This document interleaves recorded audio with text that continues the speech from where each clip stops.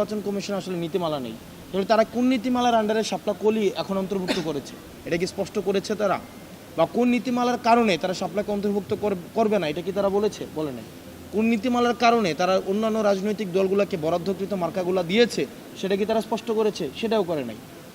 তার মানে এই নির্বাচন কমিশনের এই যে মার্কা সংযুক্তিকরণ বা নাকরণের যে বিষয়টি, এই বিষয়টি গোড়ামি বা এই বিষয়টি নিয়ে একটা স্বেচ্ছাচারী যে বিষয়, যেটাই বলেন না কেন আপনারা, যেই ভাষায় বলেন না কেন, মধ্যযুগীয়ভাবে এই বিষয়গুলোকে ডিল করছে আসলে নির্বাচন কমিশন।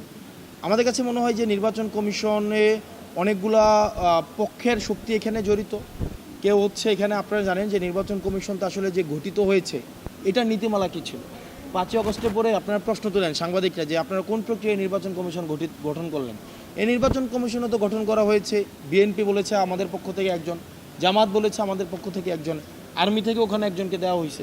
তার মানে এটাকে ভাগাভাগি করে নিছে, মানে কেকের মতো, বার্থডে কেক যেভাবে ভাগাভাগি করা হয়, নির্বাচন কমিশনকে ভাগাভাগি করে যার মতো করে এখানে স্টেক দিয়েছে। তো যারা বিএনপিপন্থী নির্বাচন কমিশনার আছে তারা বিএনপিকে পারপাস সার্ভ করে, যারা জামাত ইসলামীপন্থী নির্বাচন কমিশনার আছে তারা জামাতের পারপাস সার্ভ করে, যারা আর্মিপন্থী এখানে নির্বাচন কমিশনার আছে সে আর্মির পারপাস সার্ভ করে। এখানে আবার আওয়ামী লীগের অনেক অসংখ্য চাকরিজীবী রয়েছে, তাদের বিষয়ে কি নির্বাচন কমিশনার কোনো সিদ্ধান্ত নিয়েছে? সিদ্ধান্ত নেয় না। তো দিন শেষে আসলে আমরা মানে কোনো ধরনের, আমরা এনসিপি, আমরা আমাদের জায়গায় স্পষ্ট ছিলাম, আমরা আমাদের কোনো অবস্থান পরিবর্তন করিনি।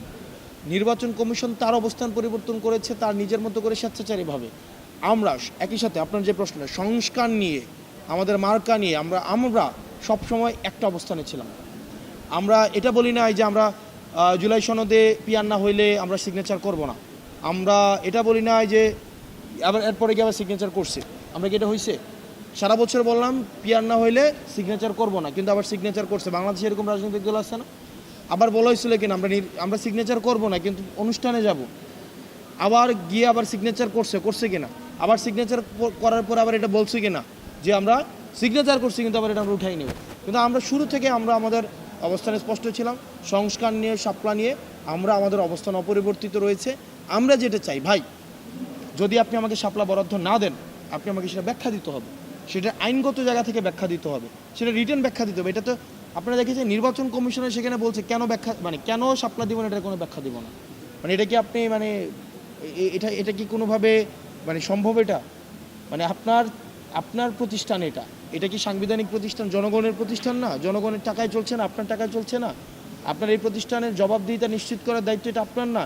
কিন্তু এই প্রতিষ্ঠান আপনাকে বলছেন এই সিদ্ধান্ত আমি কেন নিয়েছি, সেটা আমি আপনাকে ব্যাখ্যা দিব না।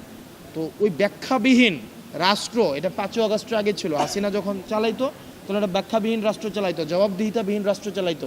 কিন্তু 5ই আগস্টের পরে এই নির্বাচন কমিশন যদি মনে করে থাকে যে তারা জবাবদিহিবিহীন কোনো একটি সিদ্ধান্ত নিয়ে নেবে আর আমরা সেটাতে মেনে নেব, তাহলে সেটা সম্ভব নয়। ধন্যবাদ। আর সংস্কারের বিষয়, অবশ্যই আমাদের সংস্কার কার্যক্রমের অগ্রগতি হয়েছে, এখন সেটা বাস্তবায়ন। আমরা কন্টেন্ট, এখানে দুইটা বিষয় আলোচনা, একটা হচ্ছে কন্টেন্ট অফ কনসেনসাস নিয়ে কিন্তু একটা পর্যায়ে পৌঁছাইছে আমাদের। এখন যেই বিতর্কটা তৈরি হয়েছে সেটা হচ্ছে implementation process of July charter, আমরা কিভাবে সেটা বাস্তবায়ন করব। কন্টেন্ট নিয়ে কিন্তু এই যে ঐক্যমত্য কমিশনের আলোচনা একটা পর্যায়ে আসছে, ক্রাইটেরিয়ায় উনি হচ্ছেন এই আদেশটা জারি করবেন। এই আদেশটা কোন ক্ষমতা বলে? এই ক্ষমতাটা হচ্ছে অভ্যুত্থান। আপনি 106 বিশেষ, আপনি কনস্টিটিউশন 106 দিয়ে সরকার গঠন করছেন না বিশেষ পরিস্থিতিতে, তাহলে এই সরকারের লেজিটিমেসি কোথায়? ঠিক একইভাবে এই অভ্যুত্থানের লেজিটিমেসির কারণে ডক্টর মোহাম্মদ ইউনূস এই অর্ডারটা জারি করতে হবে, আলোচনা যেটা হওয়া উচিত। নির্বাচন কমিশনের যে ধরনের প্রস্তুতি, নির্বাচন কমিশন যেভাবে ভাগাভাগি হয়ে গেছে বিভিন্ন দলের মধ্যে, তারা আসলে কতটা নিরপেক্ষ থাকবে এটা আসলে আপনারা নিজেরাও পর্যবেক্ষণ করবেন।